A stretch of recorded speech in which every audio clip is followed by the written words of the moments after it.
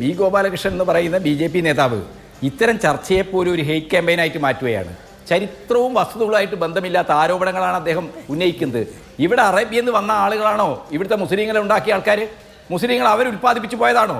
ഇവിടെ ജാതി വിവേചനത്തിൻ്റെ ബ്രാഹ്മണ്യ അധികാരത്തിൻ്റെ എല്ലാ ഉച്ചനീചത്വങ്ങളും സഹിച്ച് ഗതികെട്ട ആളുകൾ സമത്വത്തിൻ്റെയും സമാധാനത്തിൻ്റെയും സാഹോദര്യത്തിൻ്റെയും ഒക്കെ ഒരാശയമായി ഇസ്ലാം ഇവിടെ വന്നപ്പോൾ കൂട്ടത്തോടെ ഇസ്ലാം സ്വീകരിച്ചു. ഇവിടുത്തെ പിന്നോക്കക്കാരാണ്, ഇവിടുത്തെ ദളിതരാണ് ഇസ്ലാം സ്വീകരിച്ചത്. കോഴിക്കോട്ടായാലും മലബാറിൻ്റെ ഏത് മേഖലയിലായാലും ഇസ്ലാമിന് സ്വാധീനമുണ്ടായ എല്ലാ പ്രദേശങ്ങളിലെയും ആളുകൾ അറേബ്യയിൽ നിന്ന് വന്ന ആൾക്കാരല്ല. അറേബ്യയിൽ നിന്ന് വന്നവരാണ് ഇവിടുത്തെ മുസ്ലിങ്ങൾ, ഇവിടുത്തെ മാപ്പിളമാരെന്നൊക്കെയുള്ള എന്ത് ചരിത്രാവതരണമാണ്, എന്ത് ചരിത്ര വ്യാഖ്യാനമാണ് ഗോപാലകൃഷ്ണൻ നടത്തുന്നത്? ഗോപാലകൃഷ്ണൻ വസ്തുതാവിരുദ്ധമായി സംസാരിക്കരുത്. ചരിത്രം പഠിക്കുന്നവരാണ് നമ്മൾ. ഇവിടുത്തെ മുസ്ലിങ്ങൾ ഇവിടെ ജനിച്ചു വളർന്ന ആളുകളാണ്. മുസ്ലിങ്ങൾ ഒരു വംശമല്ല, വിശ്വാസ സമൂഹമാണ്. അതൊരു വിശ്വാസ സമൂഹമാണ്. മിസ്റ്റർ ഗോപാലകൃഷ്ണൻ, താങ്കൾ സംസാരിക്കുമ്പോൾ ഞാൻ ഇടപെട്ടിട്ടില്ല, മിണ്ടാതിരിക്കണം. നമ്മൾ തമ്മിൽ ഒരു മര്യാദ വേണം. ഈ ചർച്ചയിൽ പങ്കെടുക്കുന്ന പാനലിസ്റ്റുകൾ തമ്മിൽ ഞാൻ ഇടപെട്ടില്ലല്ലോ താങ്കൾ സംസാരിക്കുമ്പോൾ. അപ്പം നമ്മൾ മനസ്സിലാക്കേണ്ടത്, ഗോപാലകൃഷ്ണൻ ഇവിടെ വളരെ അപകടകരമായ ഒരു പ്രസ്താവനയാണ് നടത്തിയിട്ടുള്ളത്. ഏത് ചരിത്രകാരനാണ് പറഞ്ഞിട്ടുള്ളത്? ദാശരഥി എന്ന കള്ളപ്പേരിൽ RSSകാർ കോഴിക്കോട്ടെ ജയഭാരത പബ്ലിക്കേഷൻ വഴി പ്രസിദ്ധീകരിച്ച ഒരു പുസ്തകമുണ്ട്, മലബാറിലെ മാപ്പിള ലഹളകൾ.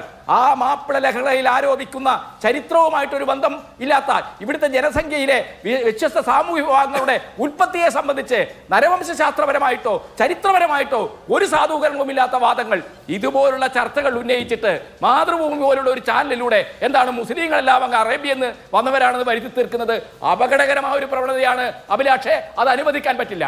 പിന്നീട് ഇനി വെള്ളാപ്പള്ളി നടേശൻ മാത്രമല്ല, വെള്ളാപ്പള്ളി നടേശനായാലും സുകുമാരൻ നായരായാലും AP സുന്നിയുടെ നേതാവായിരിക്കുന്ന കാന്തപുരമായാലും EK സുന്നിയുടെ നേതാവായിരിക്കുന്ന ജിഫ്രി തങ്ങളായാലും ഇവരെല്ലാം തന്നെ അവരുടെ സമുദായത്തിൻ്റെ ആവശ്യങ്ങൾ ഇടതുപക്ഷ മുന്നണി ഗവൺമെൻറ്റിൻ്റെ മുമ്പിൽ കൊണ്ടുവന്നു കഴിഞ്ഞാൽ ന്യായമായി അർഹമായ കോളേജുകളും സ്കൂളുകളും ഒക്കെ അനുവദിച്ചിട്ടുണ്ട്.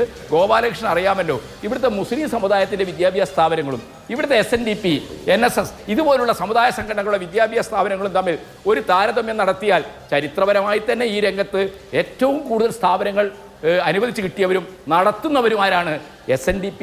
അതുപോലെ തന്നെ SNDP യോഗമാണ്. ഹിന്ദു സമുദായത്തിലെ ഏതെങ്കിലും ദളിത് സംഘടനകൾക്ക് സ്കൂൾ കോളേജ് നടത്താൻ പറ്റുന്നുണ്ടോ? ഇപ്പോൾ ചില സംഘടനകൾ ചില ശ്രമങ്ങൾ ആരംഭിച്ചിട്ടുണ്ട്, നടത്താൻ പറ്റുന്നില്ലല്ലോ. സമുദായ സംഘടനകൾക്ക് നടത്താൻ പറ്റുന്നല്ലോ.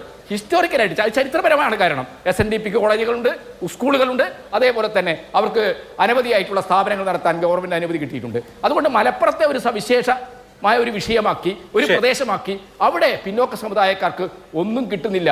എൻ്റെ സുഹൃത്തെ ഗോപാലകൃഷ്ണ, താങ്കൾ അവിടെ കോളനി പോലും ശ്മശാനം പോലും ഉണ്ടാക്കാൻ അനുവദിക്കുന്നില്ല എന്നൊക്കെ വാദിക്കുമ്പോൾ ഇതെന്താ വെള്ളരിക്ക പട്ടണമാണോ നമ്മുടെ രാജ്യം?